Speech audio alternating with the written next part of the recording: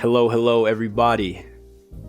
Hello, everyone. It is How I. y'all doing today? I'm doing good. I hope everybody in chat's doing good as well. I'm Aedyn Cash. I'm joined by UFO UFO. 630 on Twitch. Yes, indeed. So I think we And wanted to start with a little story, yeah? yeah, so this story has a little bit of background. And the first bit of background is letting you all know that episode 3 of the Gladiator podcast is out. And there's a story on there about a game store that I went to for a very long time. The game store is now closed in the location that I used to go to it at, but this was my main Magic store for most of my starting time in Magic. It was the first place I pre-released, and it was where I went for Sunday casual games for a very long time. Okay. In that store, we played a bunch of gigantic Magic games, like 20-person Magic games. Whoa. Which were lubricated by fan formats that we built, where each player would have various roles and win conditions that were more than just everyone else being at 0 life. Right. There's a variant that is somewhat known called Usurper, where you have like a king that if the king dies, certain people win, and there are some players that are looking to protect the king. That sort of like political balance of like you have 7 people and one person is the main target and you're trying to figure out who is trying to kill that person. Okay. This cool little intrigue sort of game.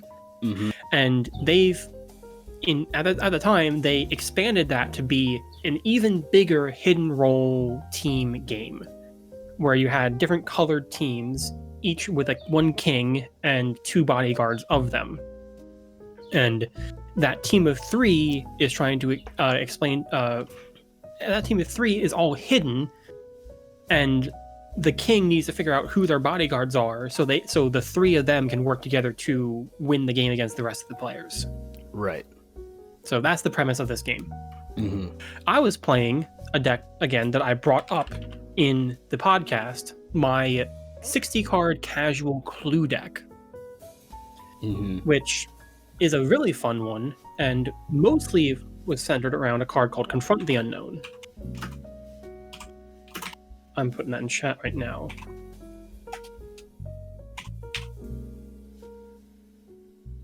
Where if I've been sitting here for a while just amassing clues, I can make most any attack going to most any player lethal. Because I've got like 20 clues, I make something plus 20 plus 20. Right. You're dead. So there was one player who was being very spooky with their commander deck, was taxing everyone, doing like land destruction stuff, and I just wanted them off the board. This is only a problem player. This guy wasn't the best person. And I was the black king of this particular game, the black team king. And I cast Confront the Unknown on an attack at this player, turning it from just like a general annoyance attack into a lethal strike.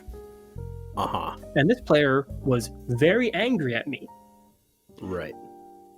As they revealed that they were my bodyguard, loudly exclaiming, "You are the worst black player ever." No, I am not black. And there was a fairly diverse group of players in that group.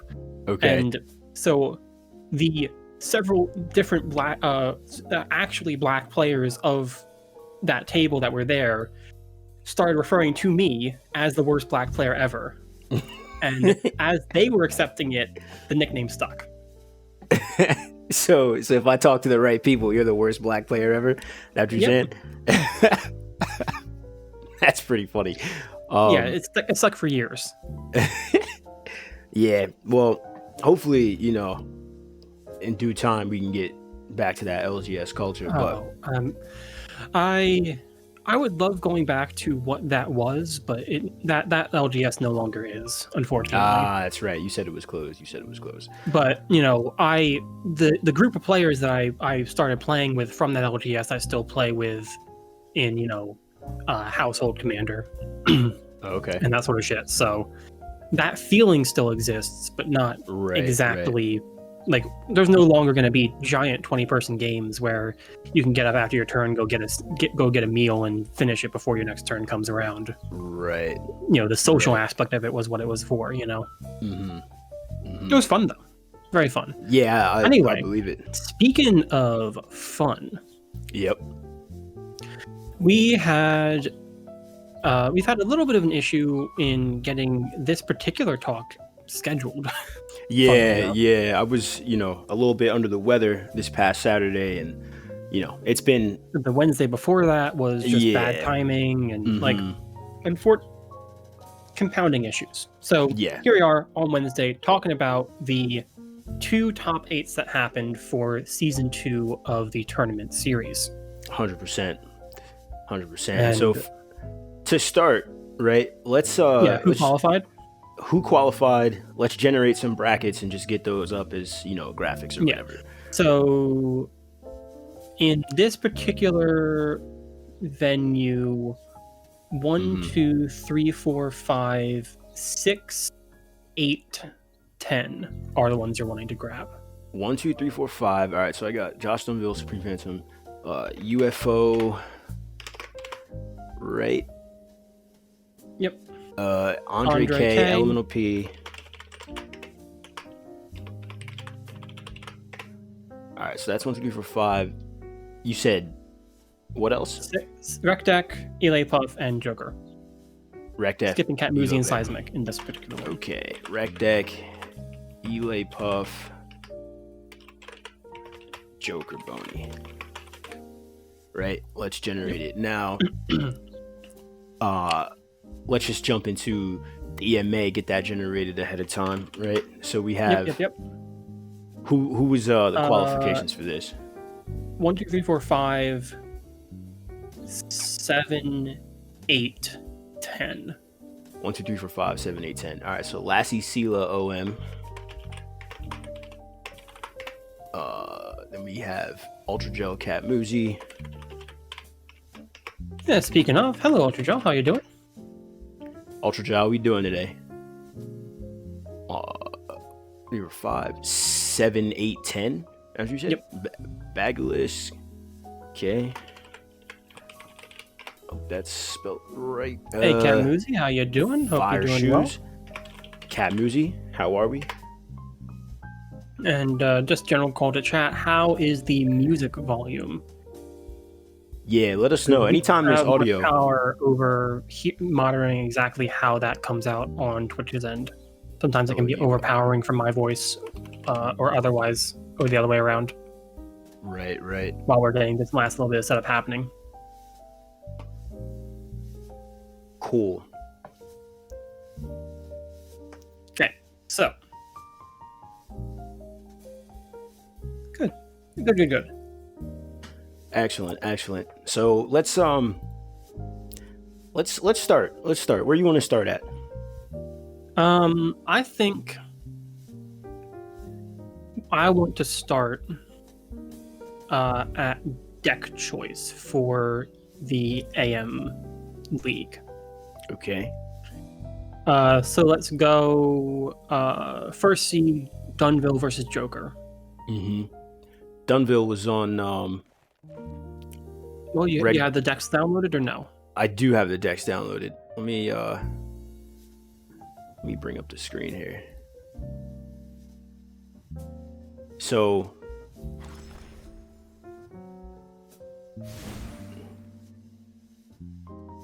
this is what I have is here we go. I don't know why the colors on my arena are always messed up. But anywho, Josh Dunville, it's because of Burning Tree Emissary. Josh Dunville with the classic Josh Dunville mono red. Not actually classic. This is much more. This is definitely changed and different compared to what we've seen before. They're going a little bit much bigger, much more value oriented past what we typically were seeing, where there's 4 more 5-drops than were previously in this list. Sorry, 3 more 5-drops than were previously in this list. Yep, Glory Bringer and Goldspan were taking up the only slots there, but now we have Chandra, Ox, and Starkin. Right. Karn, another new addition. Mm-hmm. Chandra Fire Artisan and Pyromaster, I believe, weren't also in there. I think a lot of the 3-drops have been switched over to 4s and 5s in this particular list, which Right. I don't know if that is just how Dunville has wanted to switch up this deck to be more mid-range, like they have sort of been pushing the deck to be. Mm-hmm. Which is, it's definitely a way to make things more mid-range. You play more value-oriented planeswalkers and high drops. Right. Or if they were targeting some specific thing that they were thinking was going to be coming out of their opponent, Joker Boney and those past it. Were ones in the deck? One drop? Like one drops? I don't think. I think the Bomat Courier, Firebrand, Lavamancer were there. I don't think they had many more past that. They were pretty focused on the 2s even before the change we're seeing in the top 8 here. Mm-hmm. Still on the 5 colorless land source, which, I think is maybe a few too many lands in general to make that work, and I'm not sure I'm in love with like even Blinkmoth Nexus as an addition, but for if you're expecting control, right? 4 creature lands can be pretty taxing on the instant speed removal that control can offer. Mm-hmm. Though the fact that you're playing 41 land plus Shatter Skull and plus Shatter Skull, like 42 land in a mid-range deck is a bit on the high end. For sure. Which means you are treating some of these colorless land sources basically as spells, and right. I think if we're talking about that specifically, Blinkmoth Nexus probably isn't making the cut in my eyes. Mm-hmm. Yeah, I think Blinkmoth is probably the least of the mid-range style creature lands of the bunch that are included here. Yeah. Well, it's more just like it's Blinkmoth doesn't really push the damage that the other ones can offer. Right, that's what where I'm you're saying. only really attacking for 1. Mm-hmm. It is a little bit nice chip damage to go with other things, but it's very low impact when it's not being counted as a land, where I think there's enough lands in this list that some of these creature lands aren't, and Blinkmoth would be the first one I'd move. But I like the way it's built. I think that this is much more honest with the mid-range ideal. For sure. I'm still not personally a fan of Vance's Blasting Cannon, just because, but they do have all the other effects that can give you them value in the 4-drop slot now, where I think I'm not a fan of Vance's Blasting Cannon instead of playing Chandra Fire Artisan or Pyromaster, but when you're already playing them and you feel you want more, yeah, sure, play it. You can do it. Right, I think of the 4 options of being able to play the top card of your library each turn in red, Vance's is probably, in my eyes, the bottom of that. Because all 3 Chandras at 4 mana that are available to us will do what Vance's Blasting Cannon does, plus more. Yeah, I'm inclined to agree there. So, what do you...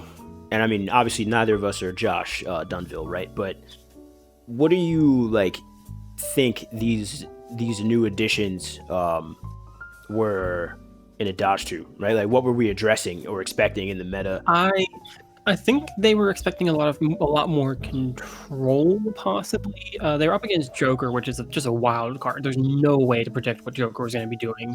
Right. They ended up bringing Rakdos aggro.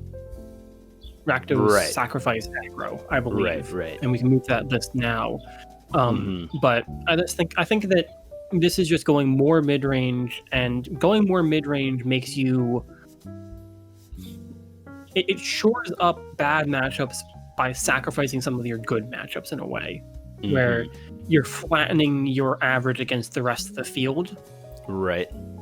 Try and prevent the hugely disproportionate things.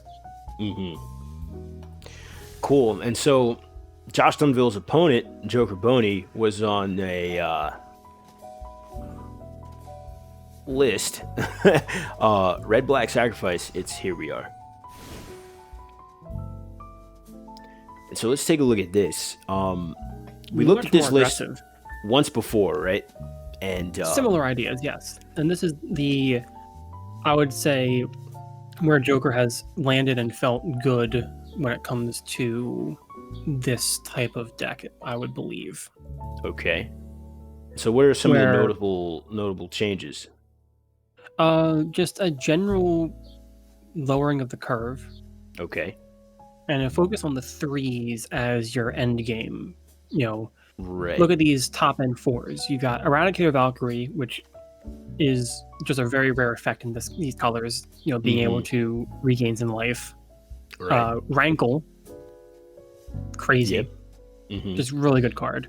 Hell Rider, better than Rankle, kills people dead almost instantly. Right. Immersturm Predator, a little bit more of a later game card, but in a deck that is sacrifice based, is almost invaluable. And then Corridor Doom Scourge, favorite of Joker's, messes with combat in a way that will often win you the game. A player, okay. Whenever attacking creature dies. Interesting.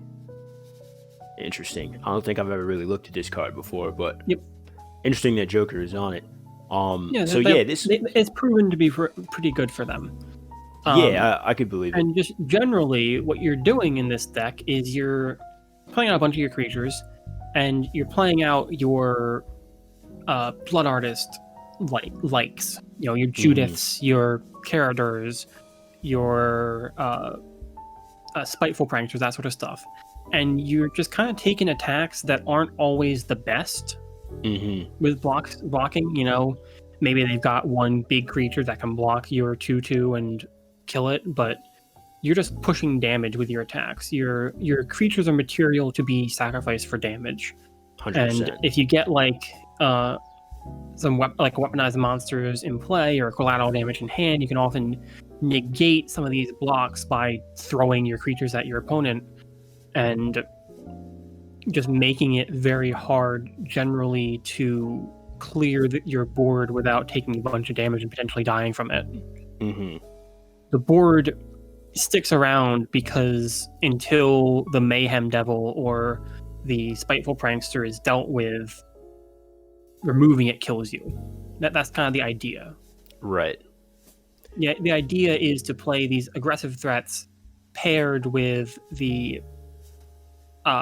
things that like seeing stuff die, not always because you're going to make them die yourself, but because making it bad to kill your creatures is a great way to make an aggro deck. Right. Yeah. Let me grab something if you want to just espouse on this matchup for a second. Yeah, so I believe Josh Dunville was victorious in this matchup, for the record. But it's interesting. I believe that, I don't know if this was one of the games that was on stream. I caught some of the stream, not all of it. But anywho, mid-range versus this. I mean, this is like almost two mid-range decks, right? Like this one, probably a bit more aggressive. More aggressive, very, very much more aggressive, and at its core is aggro. But I can definitely, I see what you're talking about. This is a deck that wants to get out much faster than the mono red mid range list. Can potentially trip over its mana. And I will note, and Joker will probably also bring this up if they're here. The final game of this match was Joker's game to lose, and unfortunately, due to an arena bug, they did. Oh, that's pretty unfortunate. Yeah, they had a hand that was going to be a on curve Rotting Regisaur, but the third land got thrown to the bottom instead of something else, and it became a turn 6 Rotting Regisaur that still nearly won the game there. Wow. Because Rotting Regisaur is huge against mono red, because mono red only has effectively one way to kill it without using multiple cards. For sure. That's that's quite a story. I wonder if there's, I don't know what we could do about that in the future if it were to pop up again. But Mink, hey Mink, how you doing? How we doing today? I hope you are Is this the thing? Yes, it is. We hope you're doing well, Mink. I think that's where we were going with that. But Yeah, I'm sorry. I'm cool. I've got the rounds up now. Yes. You got the rounds. Yeah. So yeah, Dunville won in 3 against Joker, Okay. moving them forward. Right.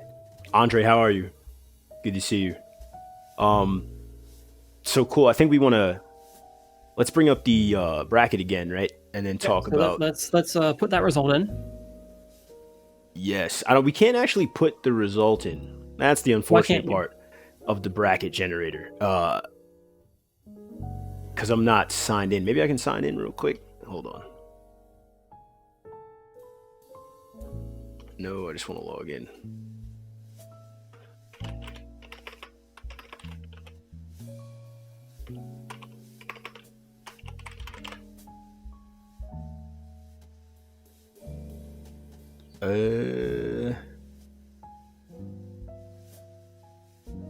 Yeah, start time is right now. Oh, Magic the Gathering Arena. Started. All right, cool. We got the mock bracket. So this was 2-1? Yeah, 2-1 to Dunville.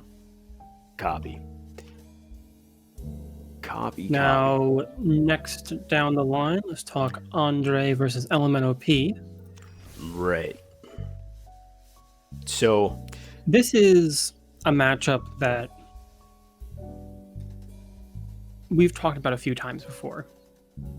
Actually, green white versus multicolored aggro. Right. So let's bring up where you at, Andre. Here we are. So Andre, as always, on their green-white mid-range list. Right.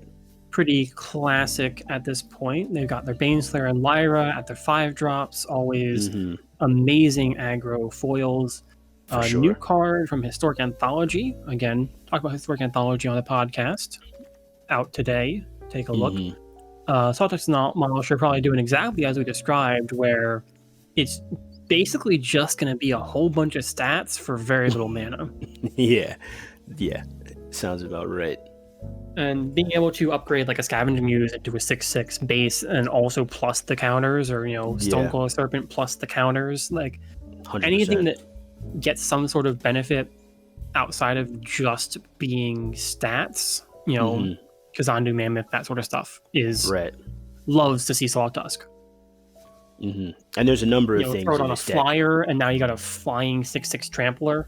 Yeah, like there's the mutate is really, in my eyes, underappreciated, because just the way that it upgrades your creatures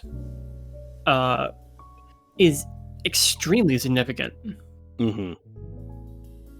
Where it allows you to transition some things into a later point in the game than they would otherwise have the ability to be in.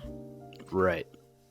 Where their abilities may still matter, but now their body and stats also does.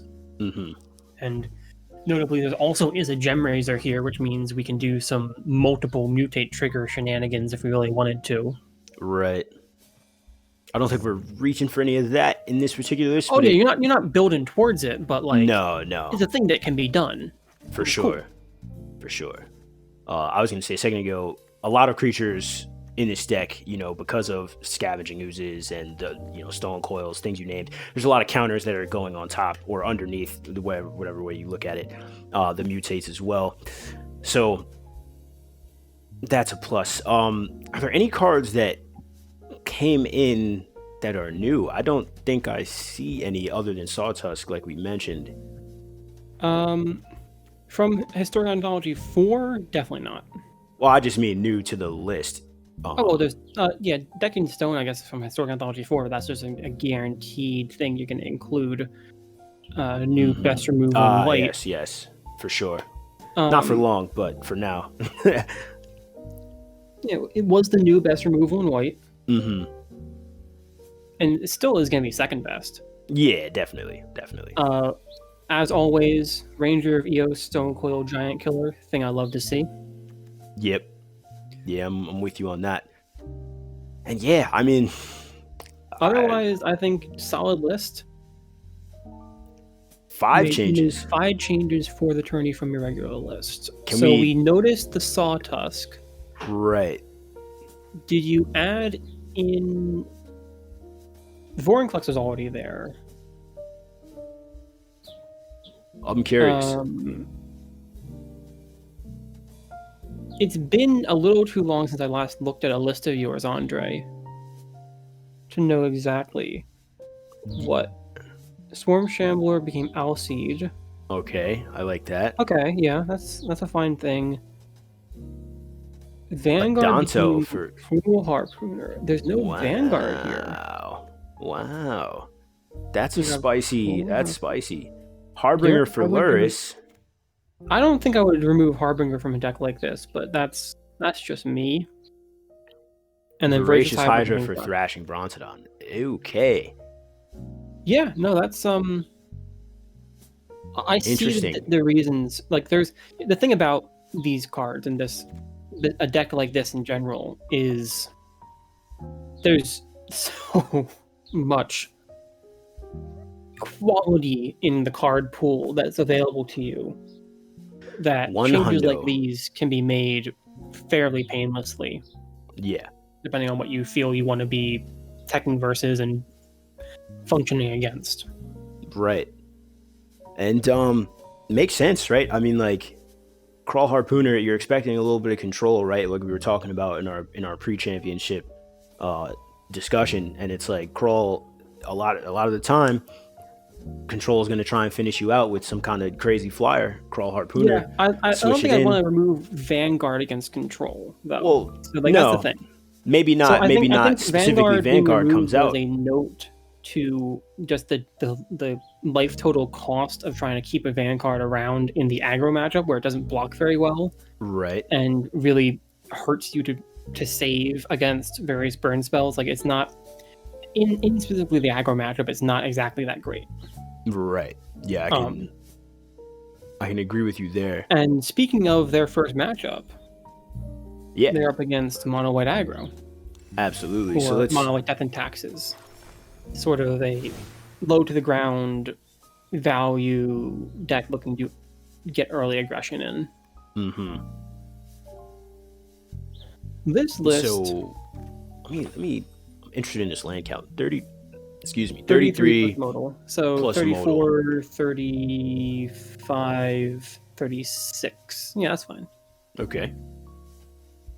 Looking to play the best 1 through 3 drops available, and then some very high power 4s. Yeah.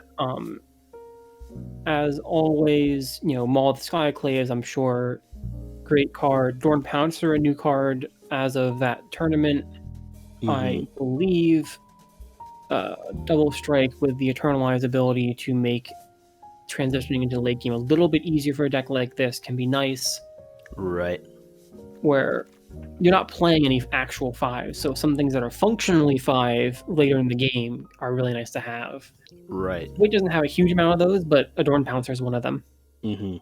And then otherwise, this deck is just looking to curve out, use all of its mana every turn, and get as much pressure onto the board as possible.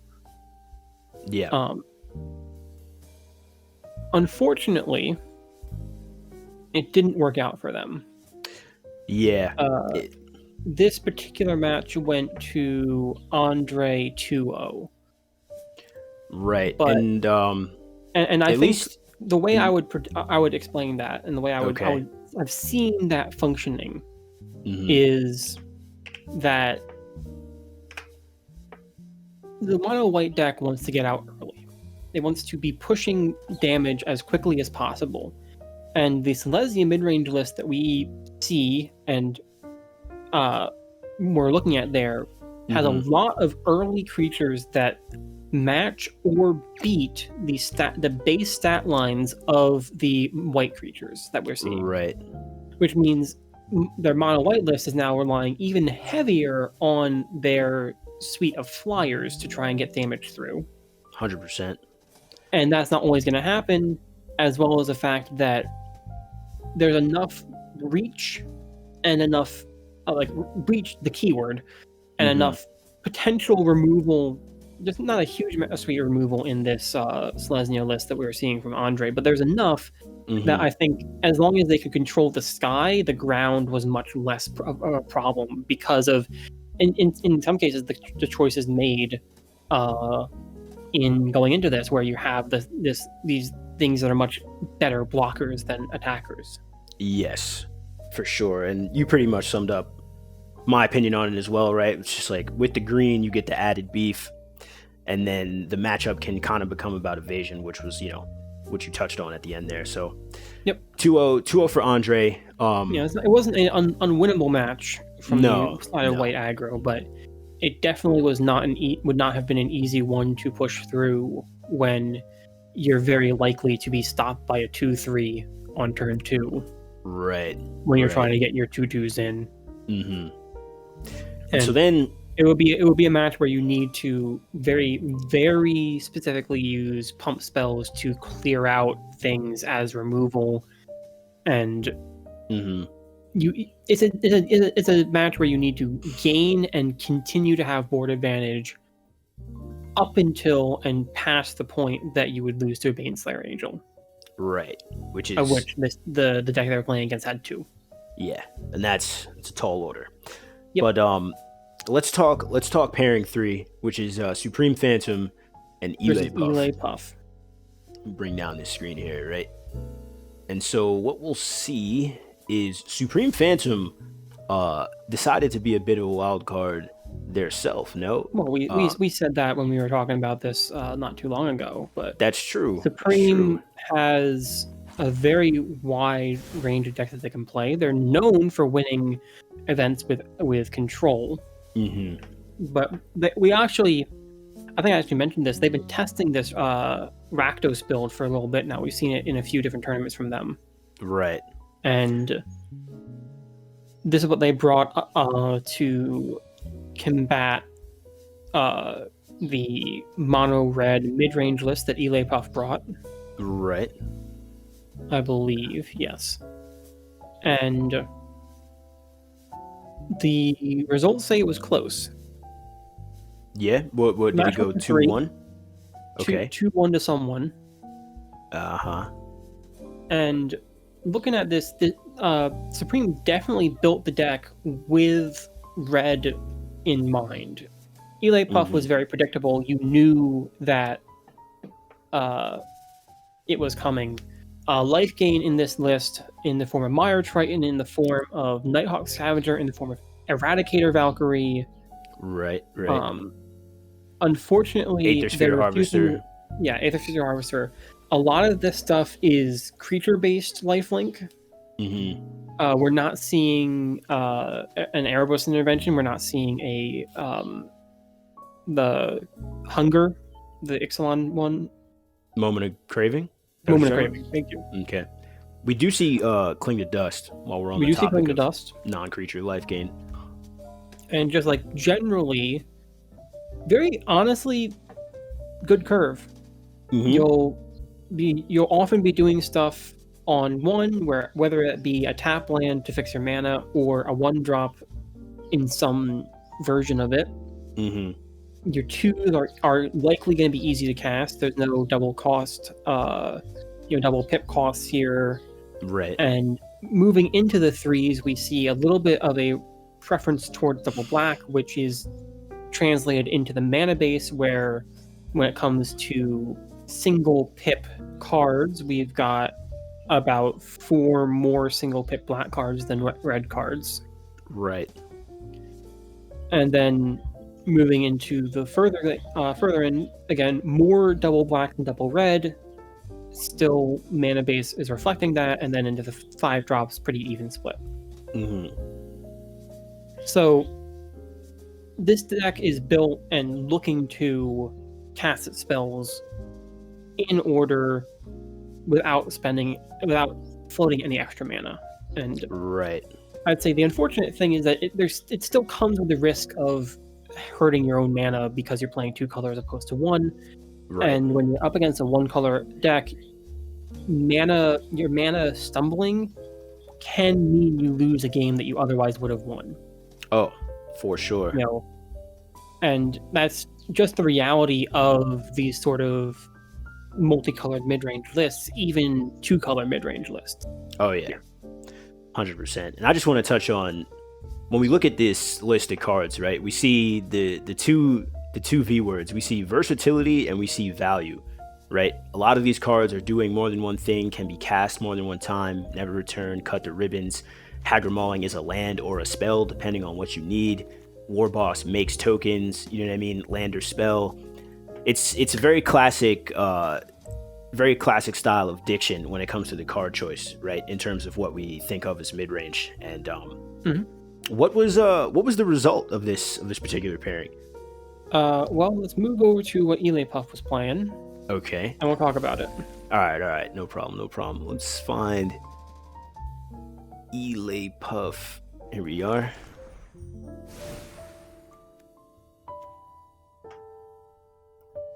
So, Elay Puff brought a much more low-to-the-ground mid-range list than we saw from our first matchup, Andre, of Dunville. Right. Less 5s, bunch of 4s, all the Chandras. Yeah. Again, also grokking that they need some sort of value engine. You know, with Supreme as their opponent, they really couldn't predict anything when it came to what they needed to be against. And then Ultra Delcine at Brash Taunter. Brash Taunter is just okay. It's honestly a bit of a tech versus Stompy. Right. It blocks extremely well. And it can punish green creatures for being large green creatures. Yeah, that's for sure. Otherwise, though, pretty standard and very much more conventionally aggressive than the list we've seen from Elay Puff before. Still on this Bonder's Enclave, and I think if we do the math again, we're still very low on Power Greater 3. Power Greater 3. Very low. Yeah, we're very low in hits for it. Which I'm still not much convinced that Enclave is going to be doing much. Yeah, I mean, especially considering what the things that you'll be able to draw once Enclave is out are often cards that are already going to be ending the game, or should be. Right. You know, only exception there is the Bone Crusher Giant. Yeah. And obviously you can make some of your 3s to be bigger with stuff like Shadow Spear. But it's Bonder's Enclave seems like a hoops to jump through that you just don't really want in your land slot, and it's not. If I needed a card draw in my lands, I would be playing a Cryptic Cave. Right. Though I'm personally more on board just playing another basic. Right. I'm curious about another land we see here too, Fabled Passage. Is there something? Oh, they play Grim Lavamancer, so they wanted to have it. Okay. It feeds Grim Lavamancer, it feeds Phoenix of Ash. I'm not sure I'm too excited about it. It also helps you shuffle a deck when you have Experimental Frenzy in play and you need to take another look. There's a few different things that having the Fabled Passage in there can help functionally. Got you. So yeah, I mean, mono red. Otherwise, just looking to gain a board state, get a bunch of damage through, and then once that board state dies, finish people off with Pillars of Flame and shocks and any other direct damage that they can find. Right, and so sometimes you transition into the mid-range plan by playing a few Chandras or Glory Bringers, Goldspine Dragon, that sort of stuff. But most of the time, this deck is just going to be pushing damage early and then transitioning late. Sweltering Sun's an interesting inclusion, a bit of a tech card, I think, against potential other aggro decks, and very well might have made the difference because Elay Puff won in 3. Wow. 2-1 Elay Puff, 2-1. 2-1 in favor of Elay. Lower C, which means they had to win on the draw twice in the aggro mirror. Right. Definitely a feat. Let's talk about the next pairing. We got you versus Rec Deck, actually, and let's just get into it. I'm gonna bring this down.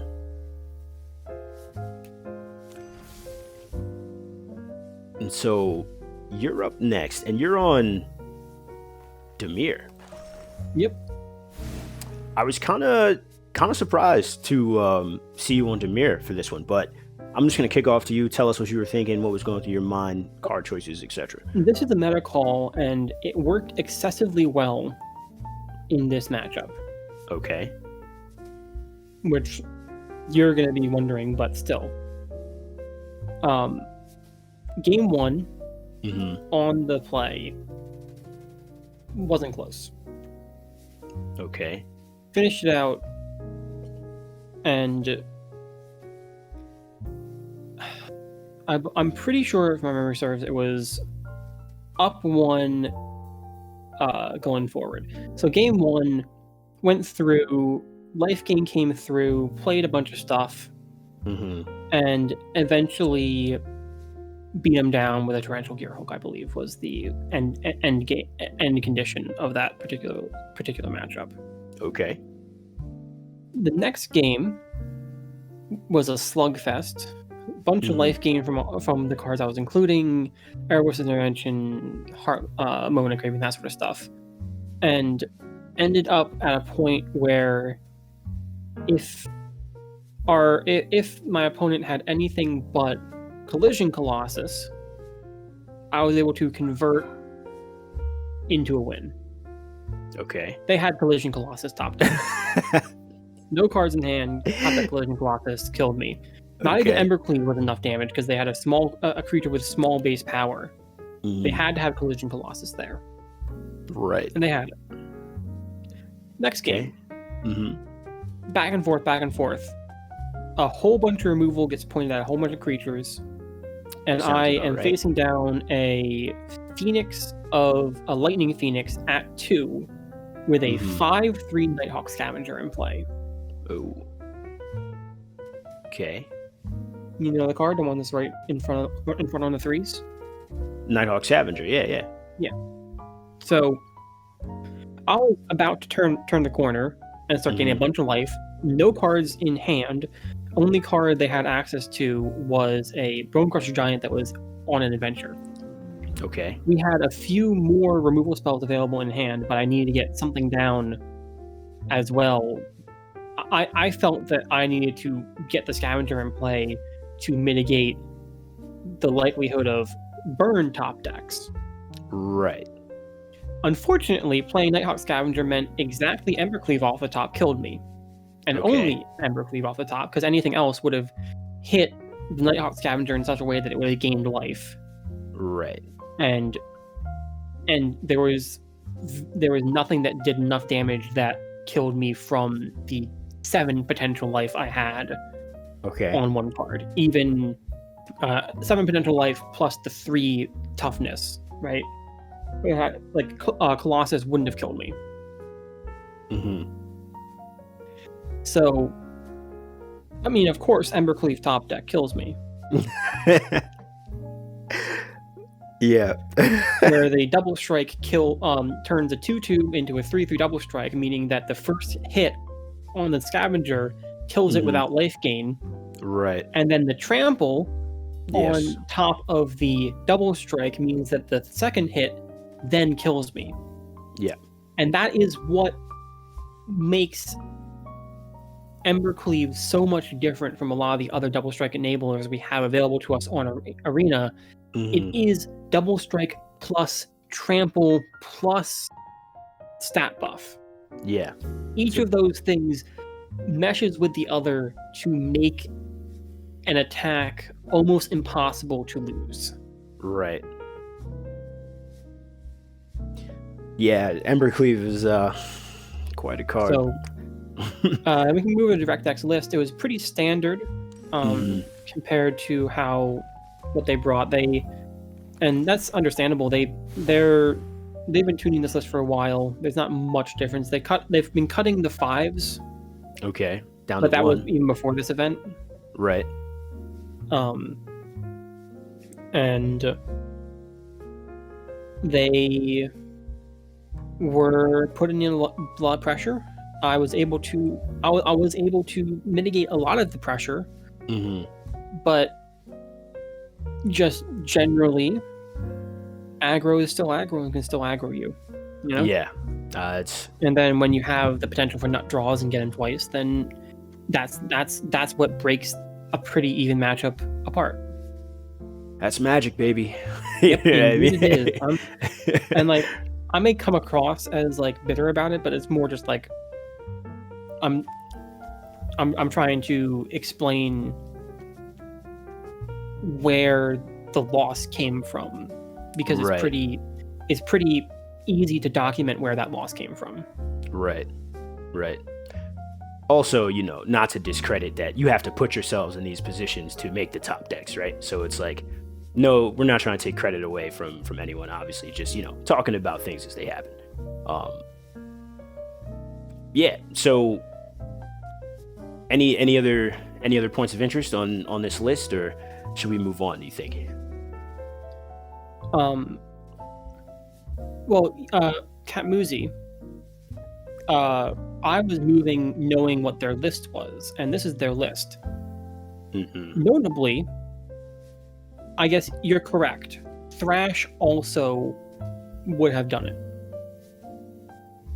But looking here, any burn that would have killed the Nighthawk Scavenger is burn that can be pointed face. That is a core mentality of rec decks game plan and deck building in general. Which meant anything that could typically remove my creature. Many of them had already been used. Harpooner was already gone. I believe Gorebringer was already gone. Were going to also kill me whether or not I had whether or not they had a creature in play. Almost all of them. Right. Yeah. So let's bring up the bracket. Bring up our little mock bracket. We got 2-1. Yeah, just because it had been like I don't have a recording. I wish I'd recorded the matches, even though I wasn't streaming them. But it had been an extremely long game, and most of the tools that they had available to them to stop the Nighthawk Scavenger from blocking had already been used. Right. I believe. So we've taken a look at all the individual decks. Let's talk pairings 5 and 6. So Josh Dunville comes out. Andre. Right. And Eli Puff versus Rec Deck. I guess. Let's talk Dunville versus Andre first. Yeah, for sure.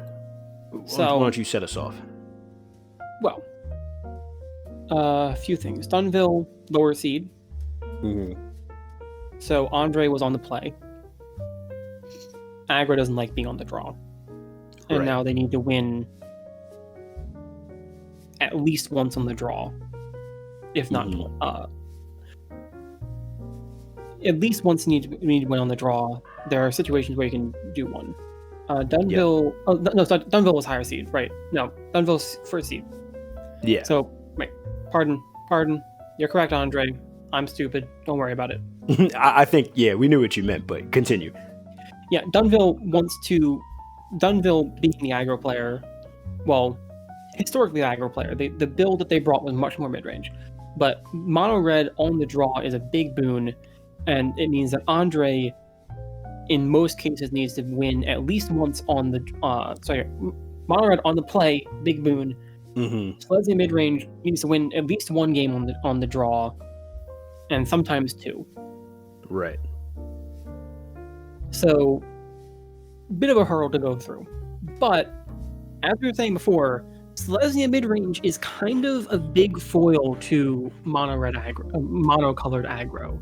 For sure. Where most of these monocolored aggro lists are kind of playing the early game, expecting their opponents to not have creatures that can reliably contest their board. Mm-hmm. Whereas Selesnya midrange just plays those naturally anyway. Right.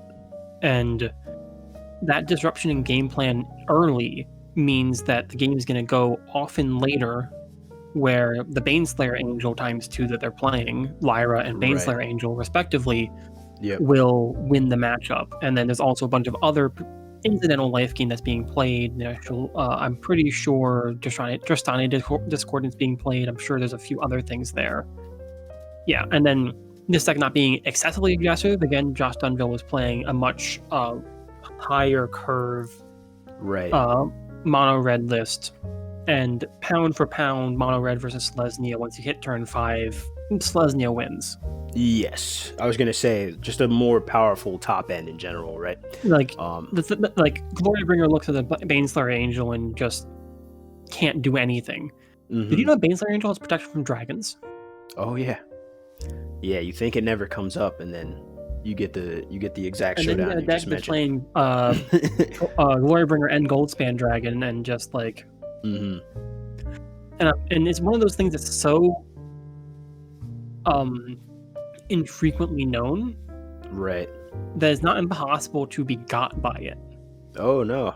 You'll get got. Attack in with a Goldspan Dragon, they block with the Baneslayer. You're like, well, I guess I can use this Infuriate to make this a trade. Right. And then it doesn't happen. Yeah. No, it doesn't. So the next matchup, right? I mean, that one, just to kind of round it out, sort of the same song and dance we were talking about in the first. Andre K won in 3. So 2-1, Andre victorious. Copy. And then Relay Puff versus Rec Deck. Right. Red aggro versus Gruul aggro. Mm-hmm. This is actually pretty how is this? Even matchup, so to speak. Where the Gruul list is bigger. On average, the creatures, as you go into the later game, are a bit bigger base. But Mono Red has no issues with colors, and often is a little bit faster on the uptake because of the lack of tap lands being played. So, pushing through that, Elay Puff won in 3. 2-1 Elay Puff. Wow. Okay. And now here's where I'm really bitter, because I think that one of the best matchups for my Dimir deck is mono red, especially. Right. Because you play so many things that can answer the early creatures that they're playing. Right. And then have a significantly big ways to gain bursts of life. Right. But my deck didn't perform in the first round, so I didn't get a chance to prove it for it to prove itself past that. Right. And so then now, repairing 7, green white mid range, mono red. Indeed. Andre, luckily enough, the deck that they were playing, and the deck that they've been playing for the last several months, which means that they are excessively well tuned into mulligans and how to play this deck, especially against these types of opponents, right, face kind of the perfect suite of things. Selesnya midrange loves beating on monocolored aggro. For sure. Round 1, Elemental P, mono white aggro. Round 2, Dunville. A little bit higher end, but still mono red aggro. Mm-hmm. Round 3, Elay Puff, mono red aggro. Right. again, slanting mid-range, but still very aggressive. And that story is continued to be told because Andre took the AM League in 2 against Eli Puff. Yes. I believe this was on stream too. I believe so. I remember that. I wasn't able to follow the entirety of this stream. Right, neither was I, but I know the record of it is still there if anyone wants to go back and take a check. And that is how the AM top 8 won out. A few one control deck and a bunch of aggro. The control deck unfortunately lost out in round 1. Yep. And I told you exactly why. Right. There were very close matches that ended up with a little bit of worse draw on one side to the other that ended the game. Now, through there was one mid-range list that was very well positioned against aggro, and considering that of the other 7 players, 6 of them brought some version of aggro, that was a very good choice. Right. Take a second, shout out Green Prinny for the follow. Nice. Thanks for being here. Any considerations to switching to double elimination like other events have? We talked about... Yeah, you actually brought that up yourself, Cash. Yeah, I'm very interested in just double generally. elimination. How many rounds is a 8-person double elimination bracket? I don't know off the top, but if we're getting to the concern of logistics and time taken for the tournament, right? Is that what we're alluding to? Right. Like the issue with the finales of a season like this is that we have 2 different time zones coming together. We have the AM League and the EMEA League. One targeted towards the Americas, one targeted towards Europe and Africa time zones. Right. Europe, Middle East, Africa time zones. And the longer you make the individual tournament that people are going to be needing to play in, the harder it is to find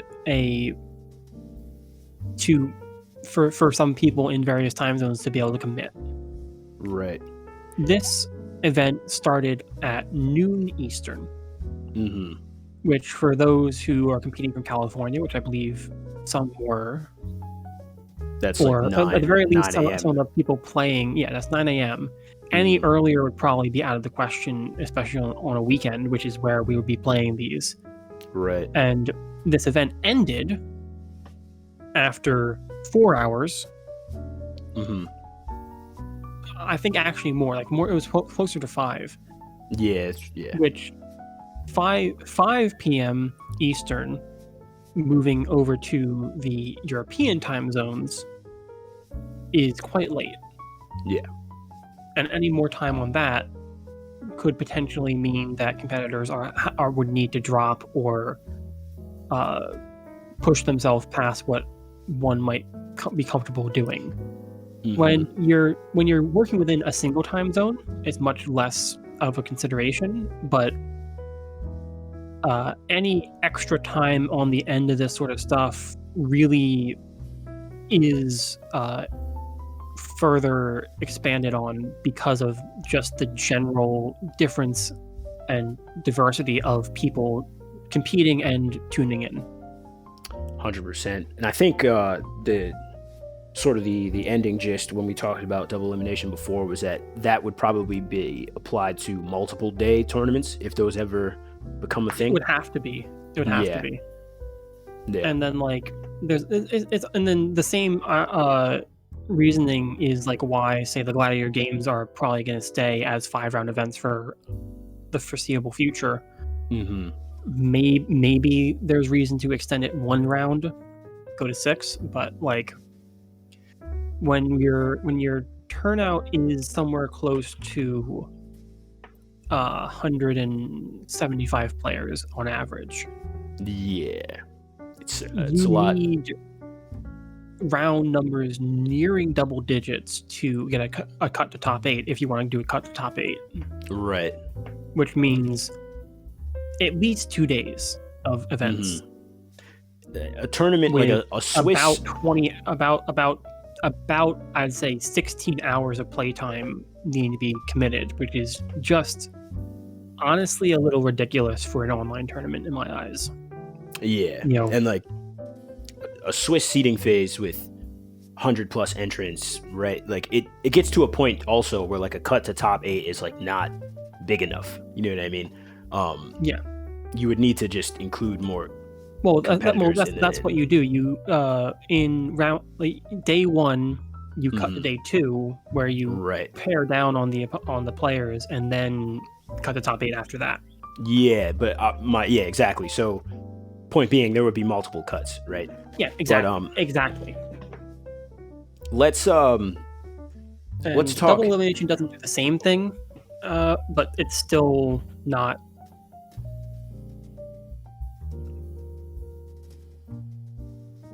Yeah, MtGA does 8 rounds for that size for top 8. Yep. Yeah.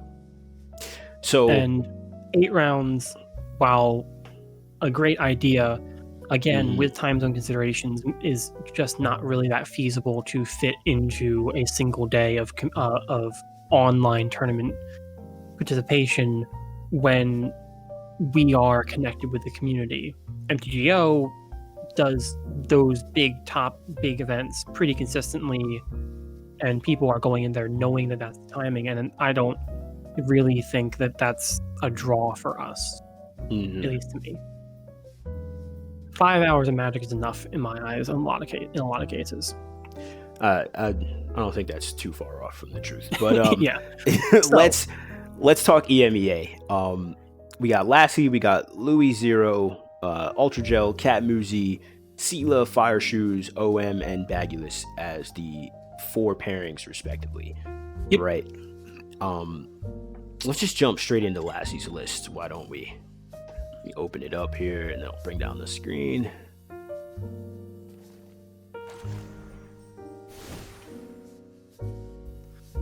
So I would say one thing that was required in some regard to make top 8 for either of these events was consistency. Yes. You need to be able to consistently make good enough results to hit the points requirements to get in. And in that vein, we see a lot of aggro players because the aggro decks are kind of the king of consistency when it comes to this sort of stuff. 100. A double elimination for 8 players of 6 to 7 rounds? Yeah, that's ridiculous. Or double elimination for 128 players. Because we're not doing double elimination for a Gladiator games. That's way too sweaty for a pretty casual event, all things considered. It's also like double elimination doesn't lend itself well to Magic tournaments just from the pool standpoint, but that's a discussion that's longer than we should get into right now. But anyway, we're looking at this, and I'm looking at this list, and I'm saying, well, this is very much like a lot of the other red lists we've seen. There's a few key pieces that they've added that, funnily enough, a lot of the red decks both the mono red decks we've seen previously have done, where they're up all 3 Chandras. And we've looked at their list before that, and they're not always on all 3 Chandras. It's this player or just generally them in general. And also past that, adding in the 4th Chandra and Chandra Heart of Fire. 100%. These players came ready for the wild card. These aren't bad in the aggro mirrors. Being a little bit bigger than your aggro opponent, if you can destabilize, will often win you a game.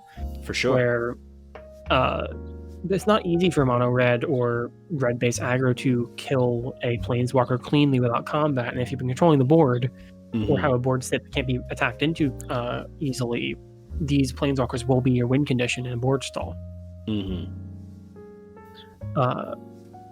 Looking at the land base, 4 colorless lands, that's become tradition for these mono red decks. I'm still not fully for it. I don't want like the Sunscorched Desert. I think the other 3 are okay. I think if I were to adapt this list myself, Mobilized District and Sunscorched Desert would just become basics. Right. But no, it's what it is. Otherwise, we're seeing a little bit more of a wide board strategy with Heraldic Banner looking to pump up a bunch of tokens. The extra mana doesn't really matter. That's not what it's played for. It's played to give all your red creatures +1/+0. Right. And then Flame Lash is a card I don't actually recognize. What does that card do? I think it's like 4 damage for any target. A lot of burn. Looking to have a lot more burn, I think, than regularly seen in some of these lists.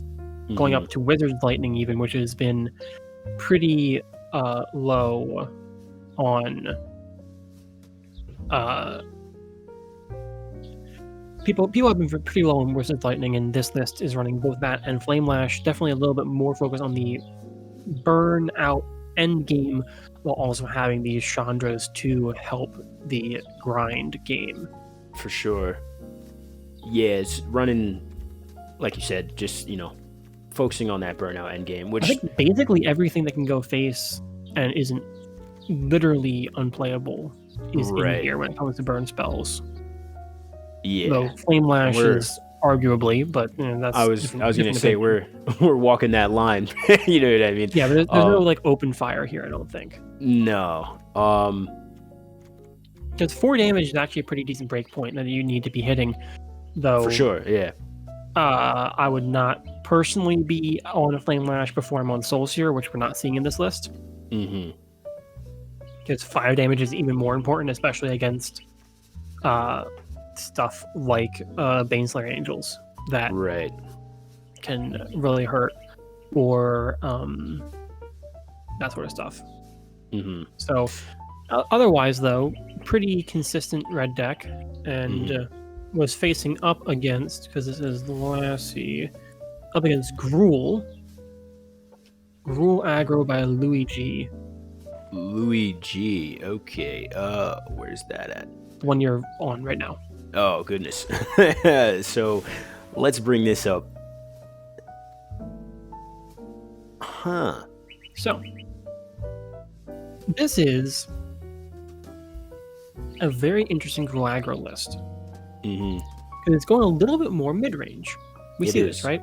But it's not excessively mid-range. It's kind of mixing aspects of my mentality of Gruul and Rectex mentality of Gruul.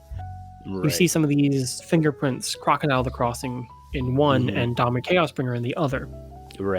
Most importantly. Where you have this big creature endgame. But you also have this early aggression. With Voltaic Brawler, I think, being one of the best 2-drops on Arena, especially in our format. They used to be running Cavalier of Flame, this particular player, and they've moved away from Cavalier of Flame at this point. Yeah. Which is, like Voltaic Brawler, I think, is this the best 2-drop you can play on Arena? I think so. On Arena, debatable. In Gruul, almost 100%. Is that you think that's a fair take? I think it's a fair take. A 4/3 trample for 2 mana. When you're transitioning into your 3-drop haymakers into 4-drop haymakers. You also have a 2-drop haymaker here, and the more problems you are presenting, the more fatigued your opponent will be in trying to weather that storm of aggro. And don't get me wrong, like I think Voltaic Brawler is definitely a tier 1 2-drop in the Gladiator format and Arena, but Yeah. I just don't have the other ones in mind to speak on it with the level of confidence. And then like this list has the option of Burning Tree Emissary into Voltaic Brawler, probably the most powerful turn 2 I can imagine being played. Right. Like definitely backbreaking.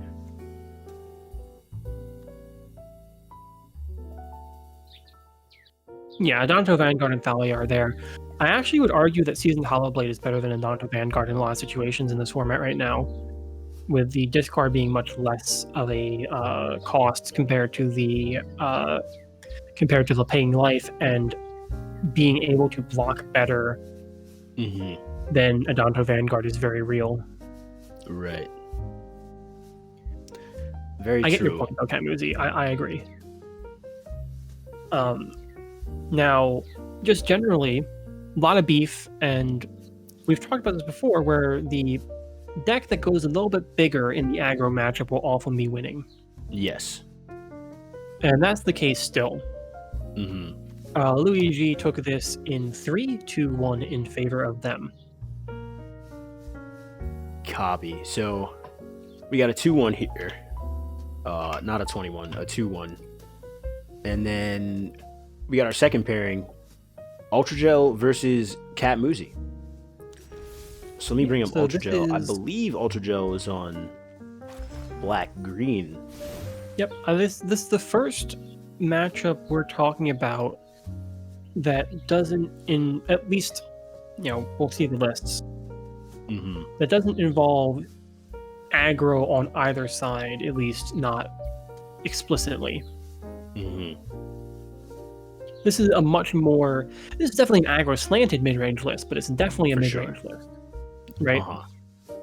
You don't play Thought Distortion, Carnage Tyrant, Vorinclex in an aggro deck, right? And this is actually a matchup that we saw in round 1 on stream, I think, where this Thought Distortion came in and won round 1 for Ultra Gel against what they were expecting from Cat Muzi, which was some version of control, because that is what Cat Muzi was kind of really enjoying playing at the time. Right. Historically, they were either going to be playing mono red because that's what they're known for. Right. But yeah, and then all the Cat Muzi did have a few missequencings, I believe, which in a tournament setting is something that will happen. You will, the stress will get to you. I lost the top 8 for season 1 because not once but twice my nerves caused me to play just face first into settle the wreckage. I think you might have even told that story last time we were on. Yeah. Sounding vaguely familiar, but the person who's able to control the nerves of these events can often gain a lot of advantage on the other player. For sure. Because it is a stressful thing to do, knowing this is the culmination of 3 months of work. Oh yeah. For a lot of these people. For most of these people, I'd say. In fact, almost all of them. Yeah. But it's not an insignificant event to be playing in, and depending on your own personality and who you are, various people will handle that differently. Right. And I know personally, in front of these events, I need to go and take a very long meditative walk before I could come in and be okay enough to start a game. I actually called up Seismic Lawns, friend from the podcast that night, to discuss the deck list itself, because I was driving myself insane with what I should bring. Right. Yeah, it's definitely a real thing. That is part of it.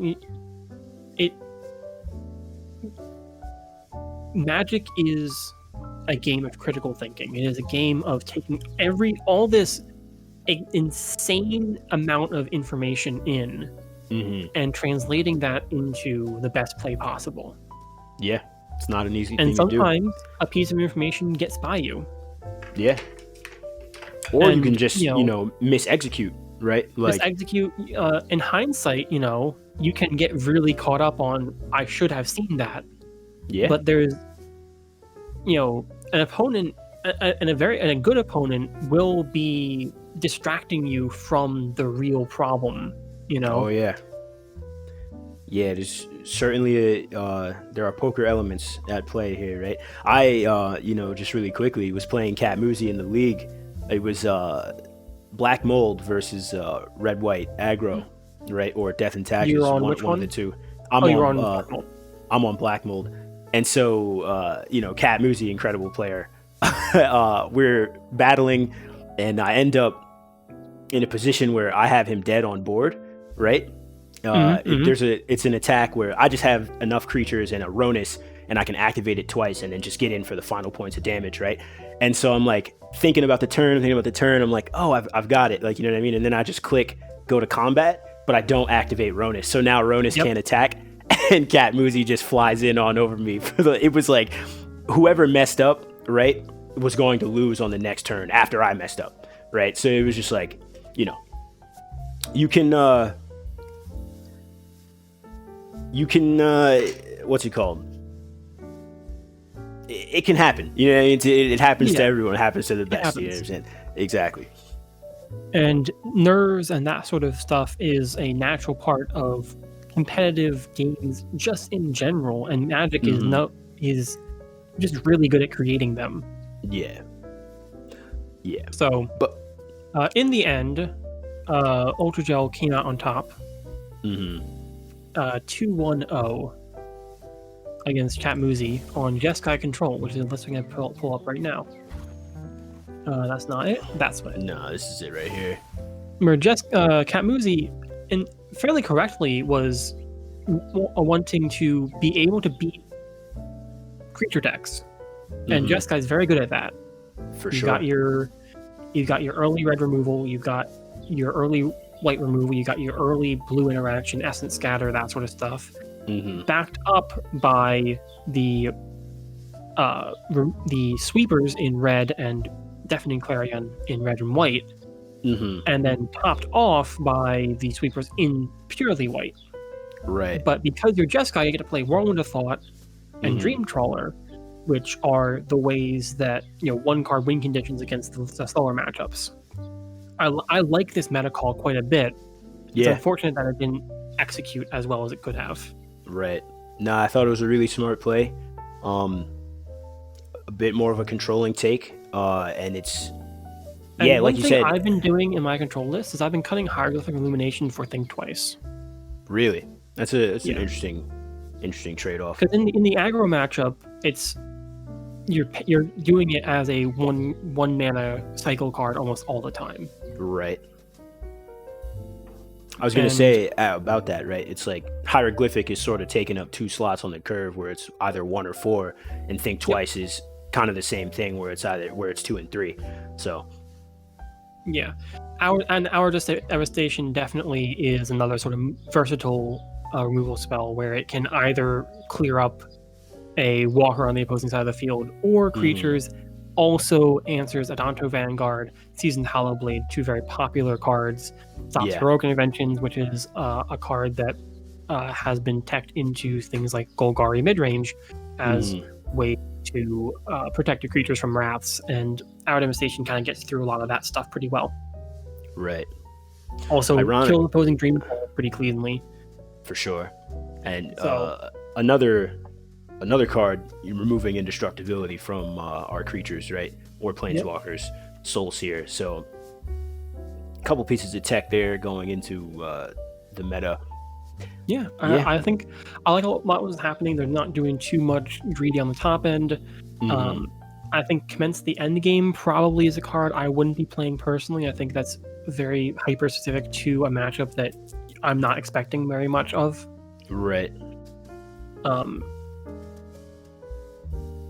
But otherwise, past that, myriad of good choices. And what's the rest of the land base here? I'm sorry. Let me hold on one second. Land base going down. Yeah. Okay. Decent suite of tap lands, but they're the ones that I'm not against. I'm personally surprised to see people doing Gates of Isfel. I've lost against Gates of Isfel gaining you 2 life, but if 2 life is what you're focused on, I'm more into just playing a Radiant Fountain. I don't get what people's love for this card is. Yeah, I mean, it's like not opportunity cost isn't particularly high, but I don't know. It is a block spell that kills the Pro Blue Dino. Are we talking Souls here? Or Souls? I think we're talking Souls here, and we're just a little late on the.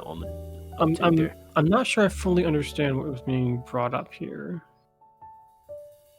Oh, it is a blue spell. I think we're talking commence the endgame. Yeah. Okay. Oh, commence the endgame kill. That's fair. I'd be more on. I mean, you know me, Gatmuzi. I love a good Perforos's intervention. Right. So we said that was 2-1 in the favor of Ultra Gel, yeah? Yes. All right, let's update it and continue. So we had a lot of 2-1s, which is, good. Play as much Magic as we can, right? It's the time for it. It's the championship. This particular bracket had exactly round 1 across all 8 matches, only had 1 2-0. Oh, wow. And that was when we talked about Flesnia versus Mono White. Right. So we got Sela and Fire Shoes coming up next. Let's get into it. Let's take a look at what Sela's on. Yeah, one second. Let me find this matchup. This is not the easy one to be up on. Okay, I got it. So this is Gruul Aggro versus Azorius Control. And I believe this Gruul Aggro is actually the Robert Taylor Gruul Aggro that has Cavalier in it. And we may have been a little bit mistaken in the previous talk about Gruul Aggro, because there were 2 different Gruul Aggro players that weren't rec deck in these top 8s. Let's talk about Gruul Aggro first. Gruul Aggro first? All right, hold on one second. Gruul Aggro first. That Gruul Aggro was Robert. Yes, Robert Taylor. Go ahead and start. I'll be right back. I'm gonna run to the bathroom. Of course. So, honestly, I like a lot of what I'm seeing here. I think Glorybringer, Goldsplan, Skargan, recognizing the power of the 4/4 haste flyers in this deck. Skargan being sort of a middle ground here, and also quite good against control if they can't remove it. I think one card that has been added in that I haven't seen in their deck previously is this Great Henge. And while I do agree with the idea that it wins games versus control. If control can't answer Great Henge, you're probably just going to be going further than they can possibly answer. However, if you're trying to beat control, there is one thing missing here. And that thing missing is Shifting Ceratops. Where I think having Shifting Ceratops is much more important than having a Great Henge, and that's where I would be moving that dial against a control opponent. But otherwise, this is a fairly well-built, low-to-the-ground list with a little bit of extra top-end value in this Great Henge and Turntip or Symbiosis, which we can talk for your ears off about why one or the other may want to or not want to see play, depending on what you're expecting to be up against. Great Henge is not easy to get cheap in a list like this. Your individual card power for each card is not high enough to have good curves. Where like even Ronus, which is your biggest creature on its face, doesn't curve in the Great Henge very well because that's 3 mana into 5 mana. So Hazoret does it a little bit better, but then you're playing Great Henge with Hazoret, which is actually a bit of a non-bow. right. You don't really want to be drawing a huge amount of extra cards with a Hazoret in play because it turns out the Hazoret. So jumping back in here, one card we don't see in a lot of Gruul lists in general is the Skargan Hellkite. What's your take on this? It's another 4/4 haste flyer. Has different utility, and oftentimes can transition to beat a mid-range or even control deck with low removal after weathering the storm of your other creatures. And Cat Musing might be correcting me. I think Ronus might be actually correctly timed Ronus into Henge. Yeah, because it's 3 and 5 and then right. Yeah. My mistake. But what I'm saying is that only Ronus does that. Everything else is a little bit harder to do. It doesn't do additive stuff like a Gulta would. Right. Gulta might be costing you 2 in a lot of situations, but Great Henge works a little differently. Yeah. It's not a bad card. Yeah, standard is Love Struck Beast into Henge, and we don't have Love Struck in this list, which honestly I kind of like. There's not a huge amount of 1/1s in the list itself. Yeah, Love Struck is a polarizing card. It obviously very strong when it works out, but can be a bit of an underperformer. A lot of modal dual-faced lands here as well. Colony Ambush being one that we don't see often. No. It's a bit overpriced for the spell side. Mammoth Land Henge also is there. True, Andre. That's good catch. That does hit your 5 power that you need. Anyway, though, a lot of very good 2s, and looking to be a little bit more resilient. You do see this Heroic Intervention here in this 2-drop slot. Right. We're seeing a few things are looking to grow. Nessian Hornbeetle likes to see other creatures that are big, that sort of stuff. And just generally, this list is looking to curve out pretty consistently, get your 1s into 2s, into 3s, into end the game, whether that be more 3s or some 5s, some 4s, that sort of stuff. But you're just looking to push damage through, which is why I'm kind of gravitating toward this Great Henge, which is a little bit out of place. It's not incessantly out of place, but it is a little bit out of place in where your timings lie. Right. And I have a feeling that in the matchup they played, it did not do what they wanted. Because they're up against Azorius Control. And let's take a look at that. This Azorius Control by... I think there was only... Yeah, there's one Azorius Control player here. Yeah, okay. Marius B on Melee. I don't remember the name that they had. It's gotta be Siwa or Silent. There's a couple names going around for that. Yeah, not sure, but I'm pretty sure I have the right list here. So yeah, this is Azorius Control, and I would honestly say there's not too much heavy tech here. There's a few things that are still in that I would say are definitely pet cards of not even the player, but people who play this exact type of strategy. One being Sanctus Revelation. I don't think that card has the timings for our format anymore. It had for a second there, but no longer. Voracious Great Shark is one that I'm not too against. I'm not too high on, but in this particular situation, where you're up against a whole bunch of decks trying to play 4 and 5 drops to end the game against you, Great Shark isn't terrible. Right. It's not the best option in my eyes, but it's not terrible. Right. And otherwise still have a pretty decent suite of top end, Sublime Epiphany, and Commence the End Game. I personally wouldn't go. I would only want one or the other. That's a little bit excessive in the top end in my eyes. Right. Very low 1-drop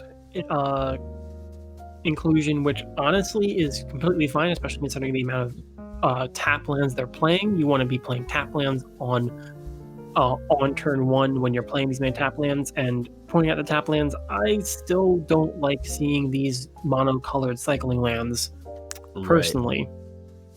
Right. I think they're like a little less offensive. They're not terrible that here. Are going, you got a very high later. land count control list like this. The cycling lands can be good. I'm not saying that they won't be, but I'm looking at this Castle Vantress. Yeah. And I want that to be coming in tapped as much as I possibly can make it happen. 100%. 100%. No Lyra, no Baneslayer Angel. And I think that's like pretty spicy exclusions there. Yeah, I want to be on at least one of them. Like, I know the power of Dream Trawler, and the power of Dream Trawler was able to show its face quite a bit by this player in the matches we saw from them. Right. They were very good at drawing Dream Trawler on curve. It's quite a skill. And it happens. Sometimes that happens. Yeah. But, Baneslayer is not a bad card. And considering the amount of dragons that they were facing up against, Baneslayer probably would have been a very good meta call. Yeah. Expecting mono red. You're at least playing up against one 4/4 haste dragon that Baneslayer will stonewall, and in this matchup there were 3. And a big thing about Baneslayer and Lyra that is worth consideration too is that first strike ability gives them the capacity to stabilize you on defense, which is not something that, I mean, Dream Trawler can do the same thing, right? But if you get a big enough creature attacking into a Dream Trawler on defense, even you said, it's only going to get you 3 life unless you're drawing at instant speed. And then also the lack of first strike means that it can't kill some things that Baneslayer and Lyra can. But so other than that, generally though, this is a pretty stock standard list, heavier on blue than white, looking to be much more counter spell based. A few ways to bounce things to then counter them on the way back down. A few of the key white removal, baffling end, seal away, banishing light, prison realm, that sort of stuff. Right. Cast out in the 4-drop slot. That's and then transitioning that into the Wrath, Settle, Shatter, Wrath of God, Cleansing Nova, Doomscar. I would say against what I was expecting to face, I would want Fumigate instead of Cleansing Nova, but it's such a small difference in that particular choice that what does it really matter. Realm Cloak Giant being another Wrath that again could be replaced with Fumigate in my eyes. Right. I think that the transition into a creature later in the game matters much less when you're playing against mostly aggro. So blue white, and what were the results of this? Blue white took it in 3. Blue white took it in 3. So I'm gonna go up on Sela here. 2-1 Sia. Yeah. Sia. That's how I'm gonna pronounce it. I'm out of. My apologies. It is a name, I believe, based in a language I am not fluent in. Right. Yeah, I'm kind of hoping for the best. Apologies in advance for pronouncing it wrong. But we misreported match 2. Did we? Oh yeah, we did. Let me edit that.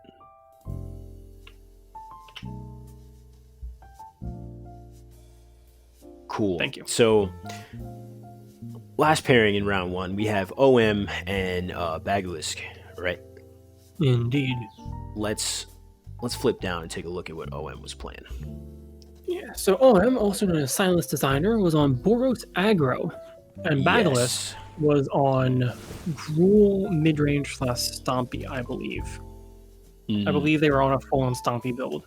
So Boros aggro, first of this type we've seen in this event. Very similar to a lot of the other aggro, red-based aggro lists we're looking at, but paired with white. Yeah. What does white give you? Decoration Stone, Adonto Vanguard, Seasoned Hollowblade, Luminarch Aspirant, Thalia. A bunch of very good 2-drops, some very nice 1-drops even, Usher the Fallen, Dauntless Bodyguard, that sort of stuff. 1 mana 2/1s. Moving up to the 3-drop slot, we're seeing Redain, Unbreakable Formation, Basri Cat, that sort of stuff. Some good transitionary stuff. Tajik, Amazing 3 mana 3/2 haste and mentor to upgrade your various 2/2s or so, or lower. And then Aurelia in the 4-drop slot is just a house if it survives. For sure. It seems like we're splashing white for the resilience here. Can we take a look at the actual numbers creature type wise for the creatures?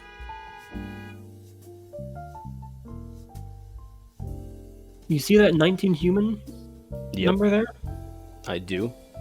You know what that means to me? What? Tell me. If I was playing this list, I'd be showing a Winota in it. I figured you were going somewhere with the Winota, but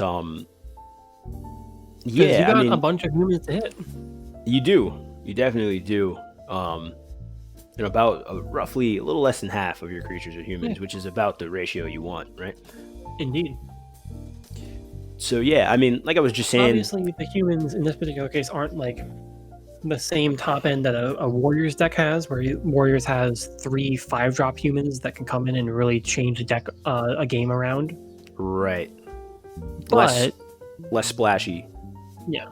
But I think it's still a good thing to finish off on and can steal some games that otherwise would not have been gotten. Yeah, definitely a lot of burst power there. Yeah, and notably as well, I think I may want to be playing a little less white sources. Yeah, no, I was thinking the same thing. The white splash is small, it's respectful. Much smaller than I think 12 planes once. No, I agree with that. But I do commend. Build. Yes, I do commend the cards that were chosen for the white splash. Like, very, very selective, very resilient cards. We get a couple gold cards that do big things, and a focus on red otherwise, which I think was a smart decision. I think Boros aggro is one of these sort of lists that was explored for a little bit a long time ago, and then people picked up mono red at that point because it was a little bit more consistent. And then has been kind of left to the wayside up until this point in time, where, as Hatmuzi said, we actually were seeing some 5-0s on Boros aggro from various players in the league, this month's league. Right. Yeah, very recently, last couple of days, I think. Yeah, good build. I like it. And then they were up against Gruul mid-range. Yep. And that's Aglist, I believe, is known for a stompy version of this. Here we go. Yep. I love seeing this type of list. I know you do. So why don't you tell us?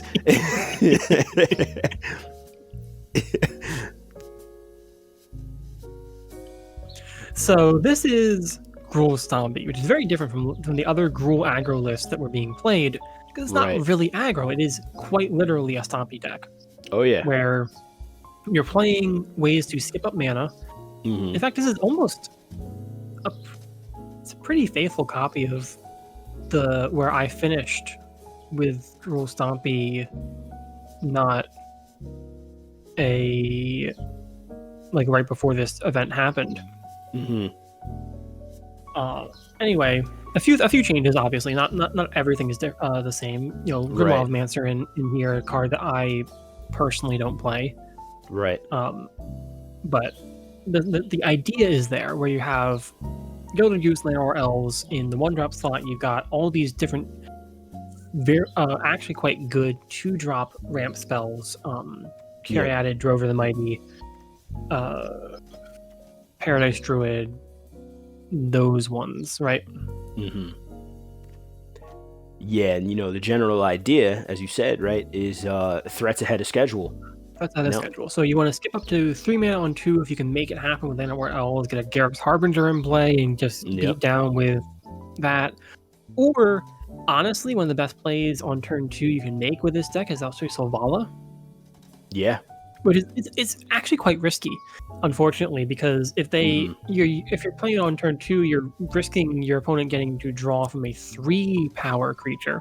Right, which is fairly likely. But Selvala in play in a list like this will often win you the game, because your creatures are pretty damn big, and will often be drawing cards before your opponents are able to get out similar-sized creatures. Drawing especially cards, considering Selvala is ramping you quite heavily because of those creatures. Words out of my mouth. You're drawing cards, you're making excessive amounts of mana. That's usually good, and then, right? And this isn't playing it, but I personally love a good Banefire in a list like this because of the potential mana production and stall potential that a list like this has, where being able to top deck a Banefire and say, well, we've hit a point where I can attack you down to like 5, and I've got 7 mana. So I swing out. So you would swing out and then finish them off with a Banefire.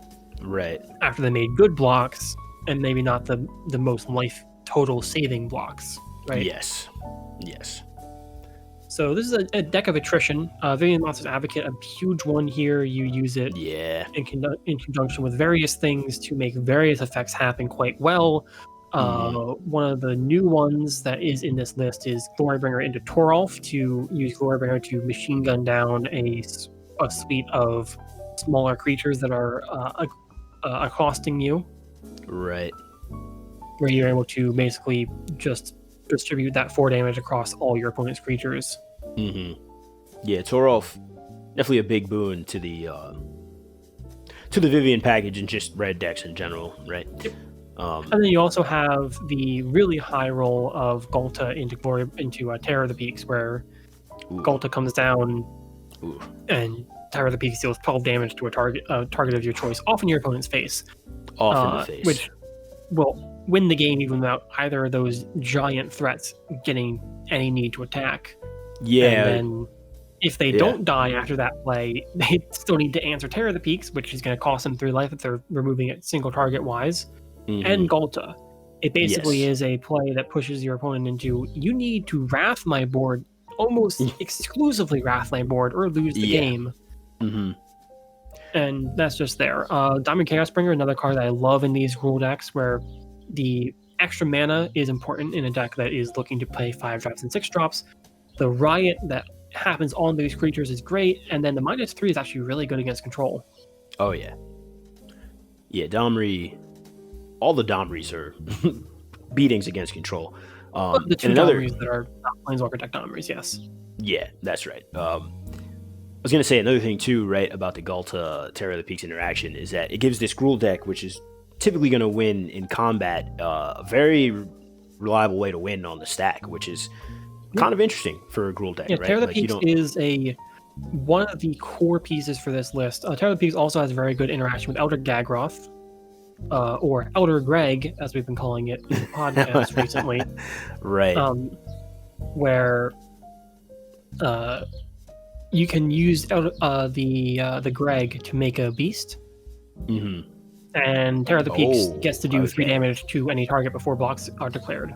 Yes, yeah, I like that. I didn't know. Or a blocker or what have you. I wasn't sure where you were going with that, but and then Terror of the Peaks combined with Toralf. Oh my lord! Yeah, it's a big deal. It's must answer stuff. And then additionally to that, I actually really like Toralf in a card that's not in this list, but in my list, which is Purpho's Intervention. Yeah, it allows you to turn Purpho's Intervention into a board wipe or just a bunch of damage face. Right. And there's so much to do with a lot of these cards and the interactions within them, and that's what this deck really likes to focus on, where each of these cards is individually powerful and gets even more powerful when combined with the other stuff around it. Yeah, for sure. We're very much not going to be playing things that are only going to combo with another card. You don't play something that is bad otherwise without another card in play. Right. But each of these cards is individually powerful and then gets even more so when combined. Yes. That's the philosophy of this type of list. Right. And so up against, or was that the second? Yep. Was that the second deck? That was the second deck. So that was Boros aggro versus Ghoul midrange. Right. Unfortunately, Boros took that in 3. Boros took it in 3. The reach can be problematic.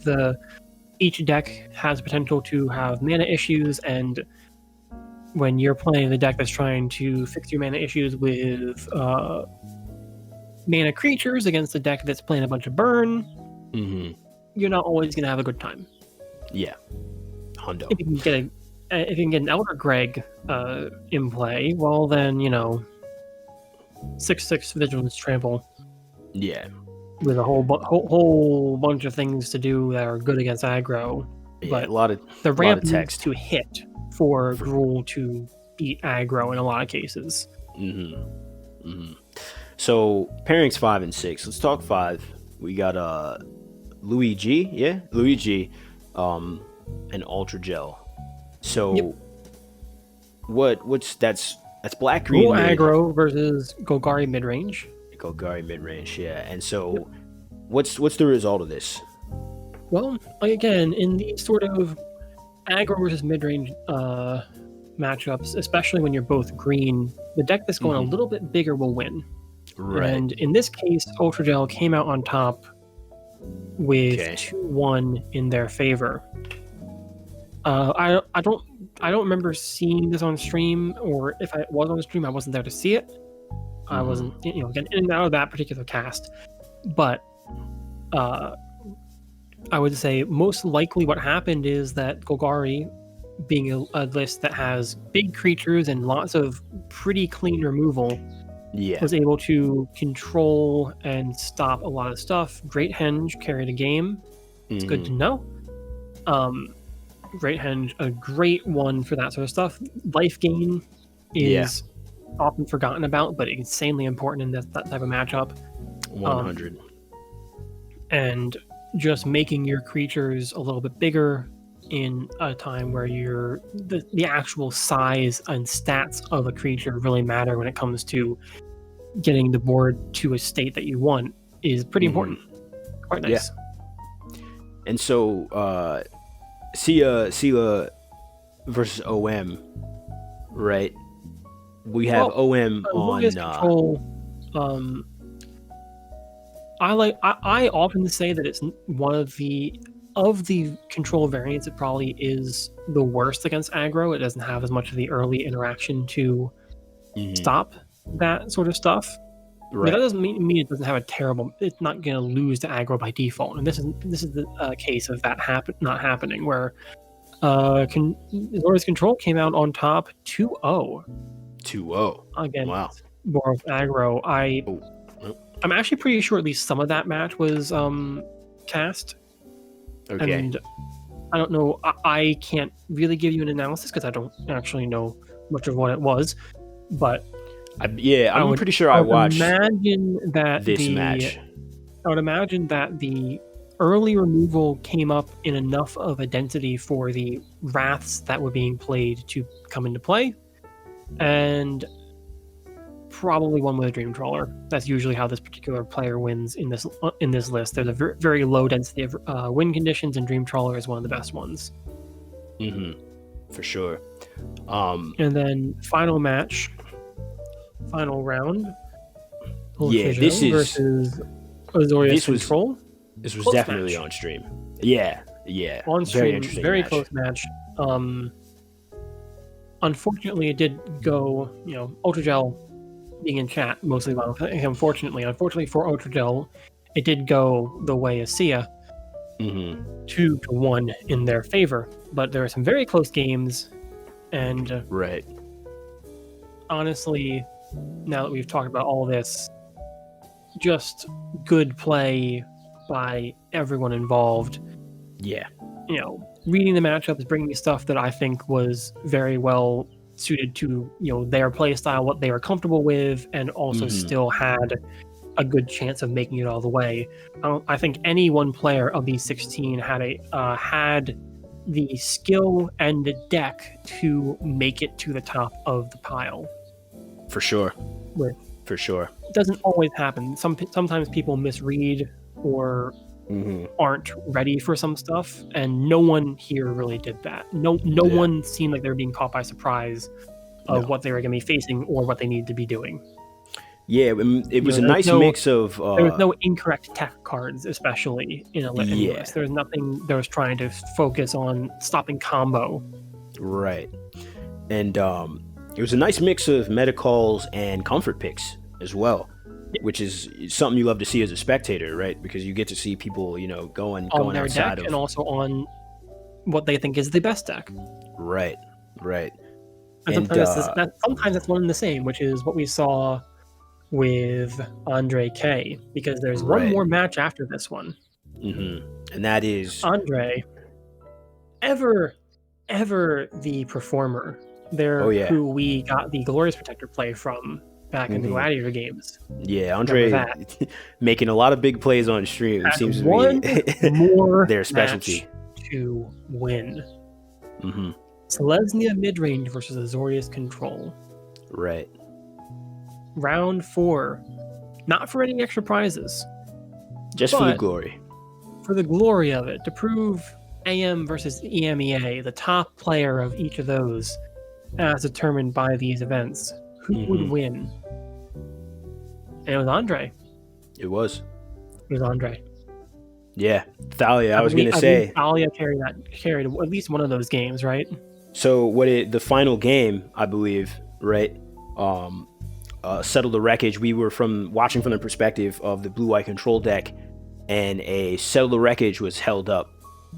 And what happened was they passed the turn, ready to settle him and, seemingly stabilize. Andre plays Thalia, and they have only 4 mana open, and then made the game-winning attack. Yeah, Settle has some very specific timing, and if you can't make it work within that timing, you're not going to be able to get the win that Settle the Wreckage often can hand you if it works. Right, and it was is just insanely powerful, but has that risk associated. Well, and here's the thing too, right? It was instead of a Wrath, right? Wasn't it? I don't believe it was instead of a Wrath, but what I do remember is that the blue-white control player actually played a tapped land the turn that they could have played an untapped land, and that Settle the Wreckage would have still gone through. Hey, small optimizations of play. It's a game of inches. Tis a game of inches, but again, good on Andre going 4-0 in a 3-round event. Right. Yeah, much congratulations are in order. Sort of cementing themselves as a very force to be reckoned with when it comes to specifically Selesnya pilots and building that particular type of list. For sure. The strategy is pretty popular, and much like we were talking about with the Gruul, it's actually very similar in mindset, where you have a little bit of early ramp to skip up to your 3s, 4s, and 5s that are very impactful. Instead of the aggressive aspect of the 3s, 4s, and 5s that you're seeing in Gruul, you're a little bit more defensive, a little bit more life gain centric. But against an aggro meta, that's really what you're looking for, honestly. Yeah, you got bigger creatures. You're not going to out-aggro the aggro list if you're trying to match them in speed. You need to have a way to stabilize, and a Lyra Dawnbringer is one of the best ways to do it.